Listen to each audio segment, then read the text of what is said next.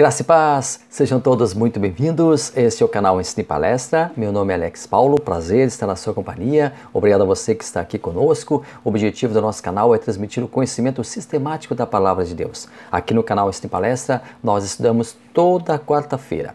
Toda quarta-feira tem vídeo novo no canal para estudar a revista Lições Bíblicas, o guia de estudos publicado pela Casa Publicadora das Assembleias de Deus. O tema do primeiro trimestre de 2022 é a supremacia das Escrituras, a inspirada, inerrante e infalível Palavra de Deus.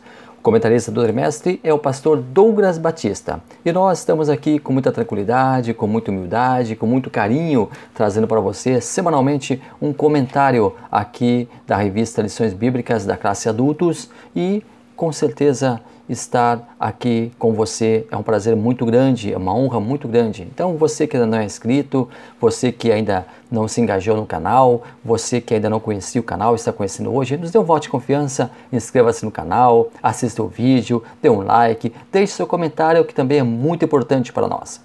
Vamos juntos então? Vamos chegando à lição número 11 e é ela que nós vamos estudar a partir de agora aqui no canal Ensina e Palestra.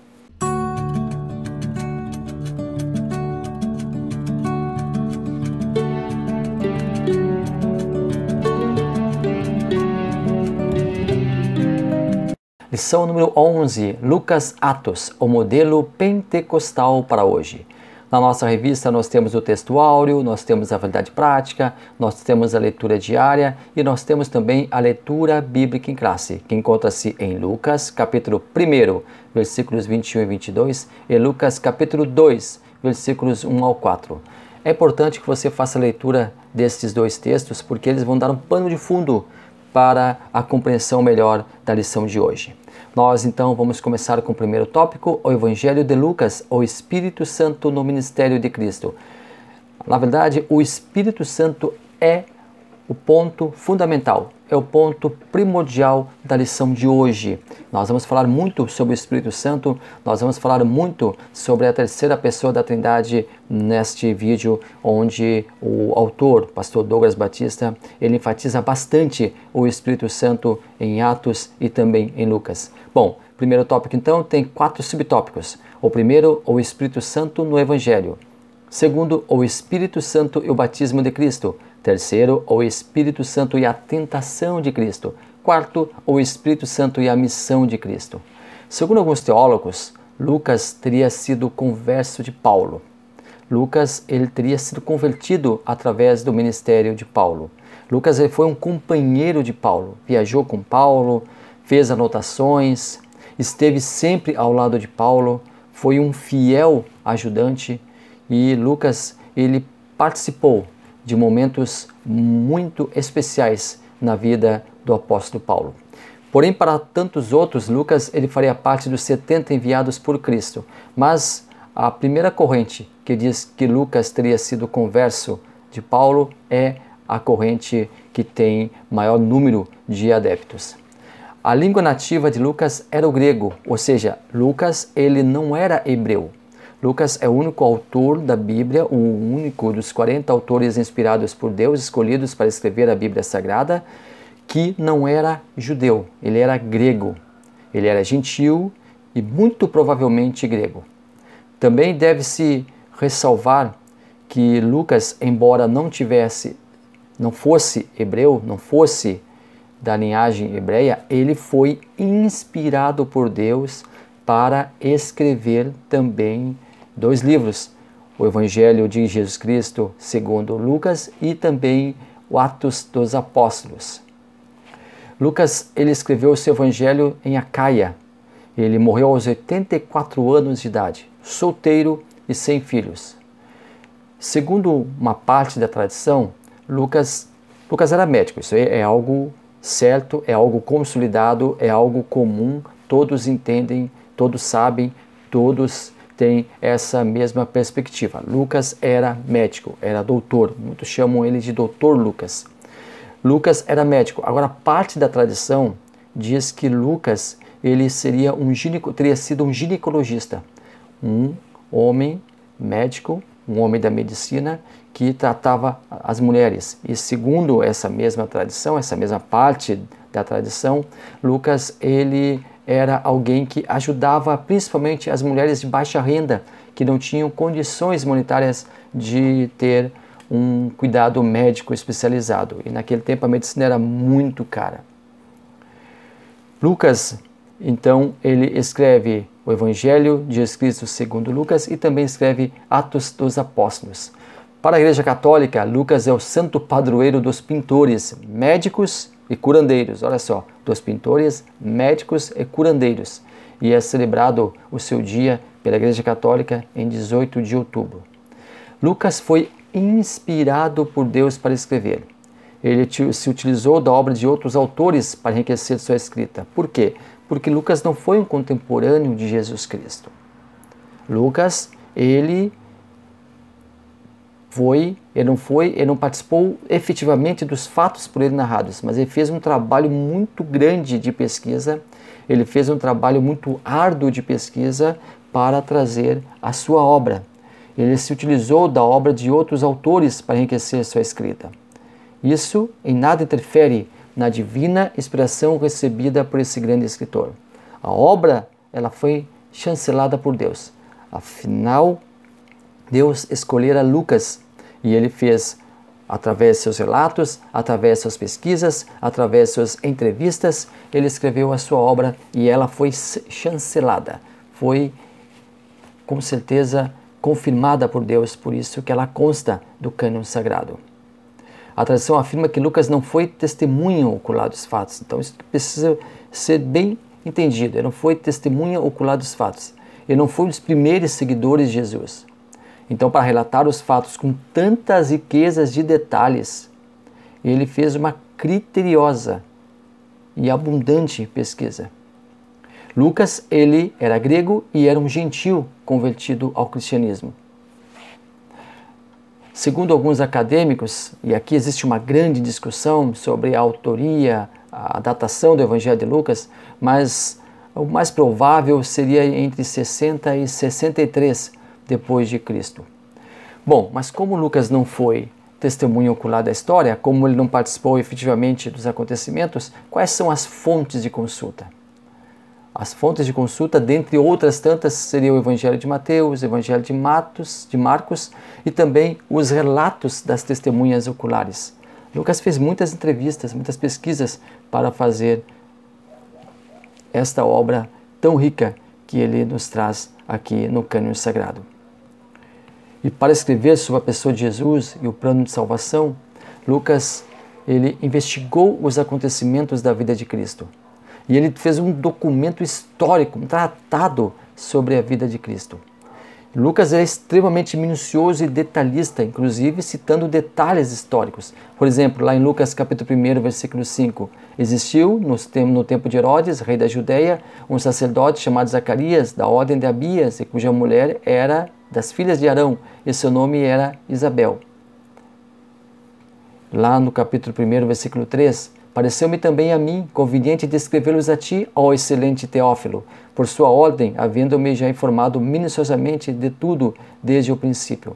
Então, Teófilo, segundo alguns teólogos, ele teria bancado, ele seria o responsável para que Lucas escrevesse. Ele teria dado a Lucas as condições financeiras para que Lucas fizesse viagens, para que Lucas tivesse à sua disposição tantos detalhes, fizesse tantas entrevistas, circulasse tanto para saber do que havia acontecido. Então, Teófilo, ele teria sido alguém que fez com que Lucas, através das suas posses, Teófilo tinha muitas posses, segundo alguns ele era um homem rico, e aí a pessoa de Teófilo, ela causa algumas controvérsias. Alguns dizem que era judeu, outros dizem que era romano, enfim, não sabe muito bem quem era Teófilo, mas o certo é que Lucas ele faz menção de Teófilo, e Teófilo seria realmente aquele que deu o aporte financeiro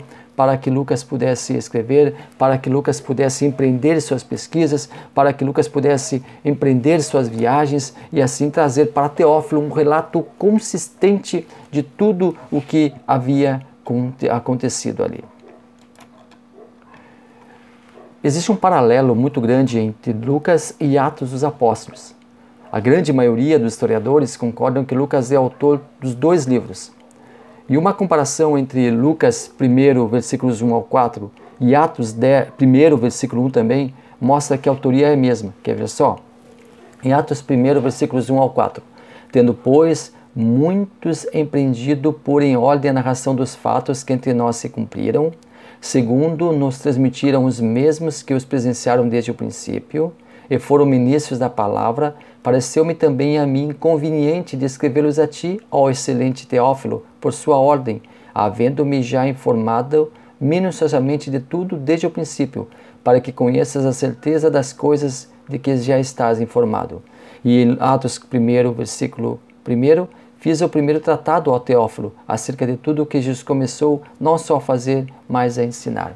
Então, Teófilo, ele teria bancado a pesquisa de Lucas, ele teria bancado toda a parte monetária e financeira para que Lucas pudesse escrever o seu tratado. E muitos dizem que Lucas e Atos seria uma continuidade de Lucas, o Atos ele seria um único livro, porém existe essa divisão na Bíblia Sagrada entre o livro de Atos e o livro de Lucas, porque Lucas é um evangelho, e o evangelho trata da vida de Jesus Cristo, e Atos é um livro histórico, é o livro de história que conta o nascedouro da igreja, que conta o que aconteceu após a ascensão de Cristo, como foi o nascer e o desenvolver-se da igreja. Embora em nenhum dos livros o autor se identifica pelo nome, há consenso dentro do cristianismo, inclusive com evidências internas de que realmente Lucas é o autor das duas obras. No nosso tópico 2, nós temos Atos dos Apóstolos. Mas deixa eu voltar aqui ao tópico primeiro. Deixa eu voltar ao tópico primeiro, porque nós temos aqui 3 subtópicos que falam sobre o Espírito Santo. O Espírito Santo no Evangelho, o batismo de Jesus, a tentação de Cristo e a missão de Cristo. Pai, Filho e Espírito Santo, eles fizeram no céu o plano da salvação. O plano da salvação não foi imposto por Deus para que o Filho e o Espírito Santo exercessem e executassem. Não, ele foi feito em comum acordo. A Trindade Santa, em comum acordo, fez, planejou e executou o plano de salvação. E o Espírito Santo, ele está presente nos evangelhos, por quê? Porque ele mostra, na verdade, o Espírito Santo é aquele que influenciou, aquele que inspirou os autores sagrados, e ele ali nos evangelhos mostra a vida de Cristo, e o Cristo, ele tem a companhia do Espírito Santo para curar, a companhia do Espírito Santo para fazer as suas obras, os seus milagres. Cristo, ele tem a companhia do Espírito Santo, tanto é que em certa ocasião ele é acusado de curar, de expulsar demônios a partir de Beelzebu, que seria o príncipe dos demônios. Então Jesus Cristo, ele seria, na verdade, um emissário de Beelzebu. E aí Jesus Cristo foi categórico, taxativo e incisivo. Como que pode Beelzebu querer expulsar os seus adeptos? Como pode um reino dividir-se contra si mesmo? E diz que eles estariam pecando não contra o Pai e não contra o Filho, mas contra o Espírito Santo. E eles não teriam, caso houvessem pecado contra o Espírito Santo, não teriam perdão. Seria o pecado imperdoável, o pecado contra o Espírito Santo. Então o Espírito Santo, ele está no livro de Mateus, Marcos, Lucas e João. Está ali nos evangelhos. E depois em Atos, aí sim, aí ele vem para fazer morada aqui na terra, para inaugurar a igreja e continuar aqui com a obra. Então o Espírito Santo, ele está em todo o Novo Testamento e também no Antigo Testamento. Se você ver lá em Gênesis, por exemplo, o versículo 2 de Gênesis, capítulo 1, versículo 2, você vê ali o Espírito Santo pairando sobre as águas. Ou seja, o Espírito Santo está no Antigo e no Novo Testamento. Agora ele vem realmente para ficar a partir de Atos dos Apóstolos, capítulo 2. O Espírito Santo no batismo de Cristo, Jesus Cristo, ele é batizado, e quando ele é batizado, vem uma pomba ali, é o Espírito Santo que está descendo sobre ele, e Deus falando. Este é meu filho amado em quem me comprazo. Ou seja, esse é meu filho amado em quem eu tenho prazer, que me dá prazer, que me faz feliz, que me honra. E ali nós temos a Santíssima Trindade no batismo de Jesus Cristo. E o próprio Espírito Santo leva Jesus Cristo para o deserto para ser tentado pelo diabo. O Jesus Cristo não esteve sozinho no deserto, ele esteve em companhia do Espírito Santo. E o Espírito Santo também acompanhou Jesus em todo o seu ministério, como nós já vimos aqui. Bom, vamos então ao tópico 2, que diz Atos dos Apóstolos, o Espírito Santo no ministério da igreja. Primeiro, o Espírito Santo em Atos. Segundo, a promessa cumprida no Pentecostes. Terceiro, a expansão da igreja primitiva. O Espírito Santo e o Pentecostes. Sempre quando nos referimos ao Pentecostes, imediatamente associamos o termo à pessoa do próprio Espírito Santo. O evento mencionado no início do capítulo 2 do livro de Atos mostra categoricamente o Espírito Santo descendo sobre os irmãos e inaugurando a igreja. Jesus já havia predito que esse dia chegaria logo depois da sua partida.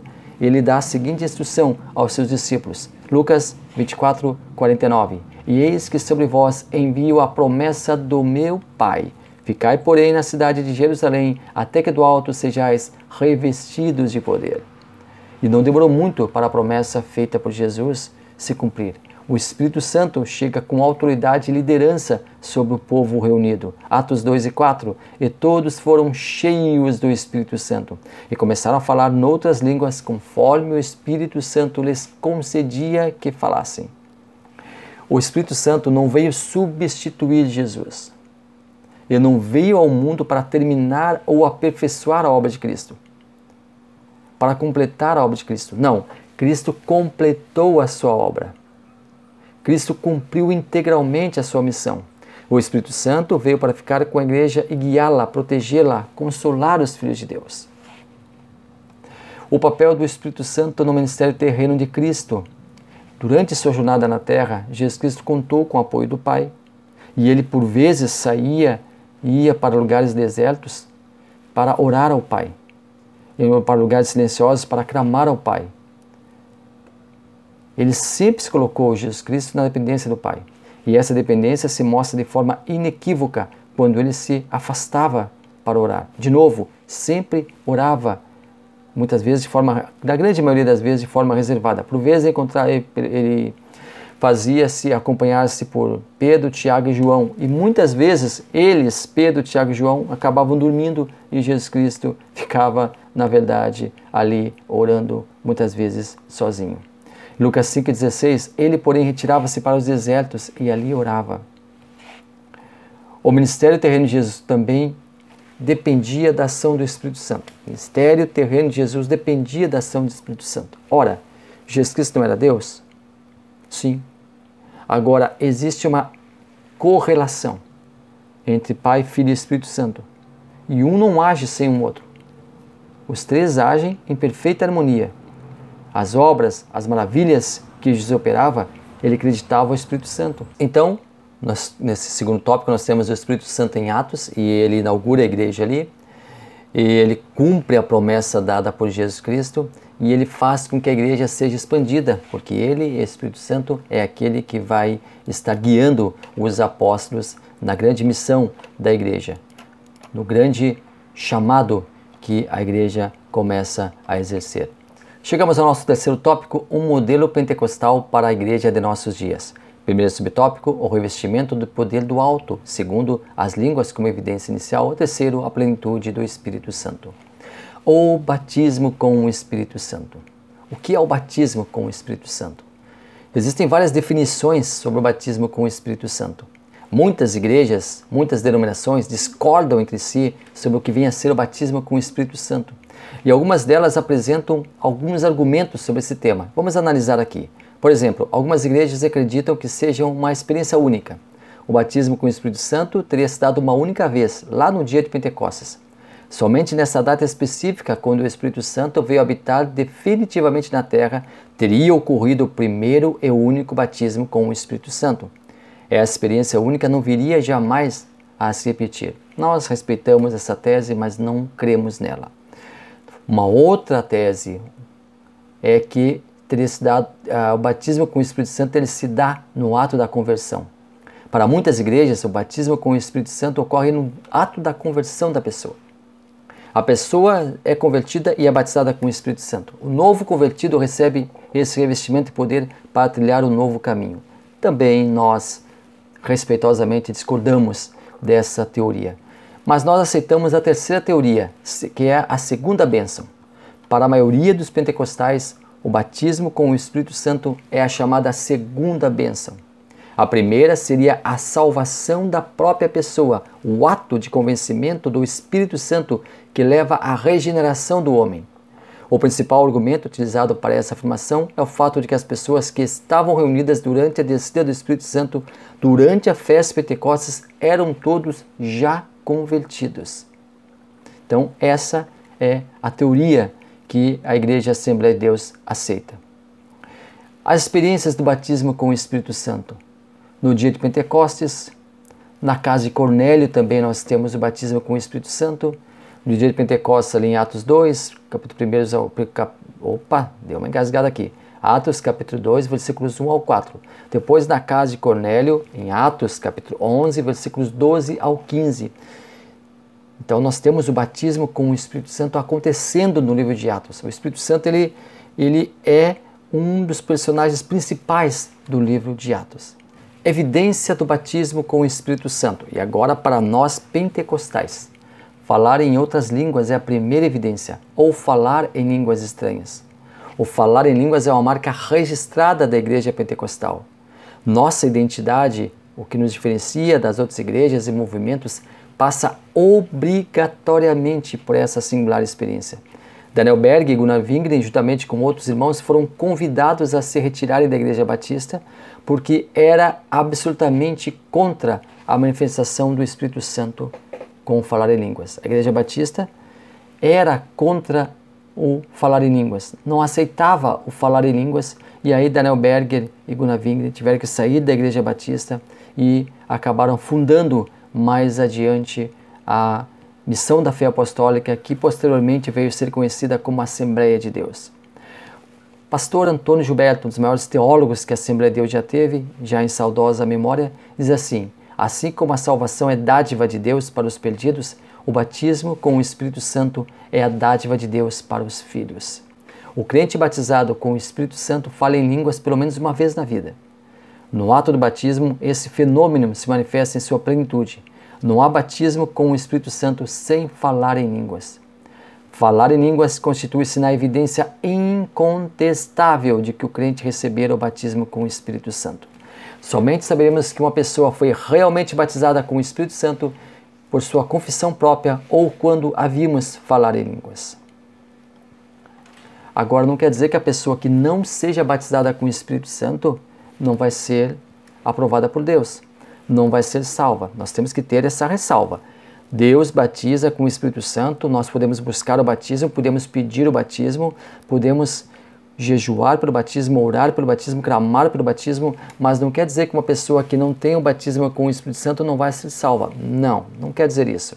O bom é que a pessoa seja batizada, o bom é que a pessoa fale línguas, o bom é que a pessoa seja realmente alvo dessa maravilha que é o batismo com o Espírito Santo, mas isso não vai influenciar na sua salvação. Eu, por exemplo, conheço pessoas idôneas, irmãos queridos, que já partiram para a glória e não eram batizadas com o Espírito Santo, mas eram salvas por Jesus, partiram salvas com Jesus. Por quê? Porque tiveram uma vida ilibada, tiveram uma vida de caráter, eram fiéis a Deus, eram fiéis ao Espírito Santo, eram pessoas que fizeram da sua vida uma missão em prol da obra de Deus. Então nós não podemos dizer que quem não é batizado com o Espírito Santo não pode ser salvo. Por favor, nunca cometa esse erro. Muito obrigado a você que esteve até aqui conosco, muito obrigado pela sua companhia. Estivemos aqui tratando mais uma lição no canal Ensino em Palestra e nós queremos convidar você para se inscrever no canal, queremos convidar você para fazer parte da nossa comunidade, esteja junto conosco, toda quarta-feira tem vídeo novo no canal. Inscreva-se, participe e nos ajude a crescer. Deus abençoe maravilhosamente a sua vida.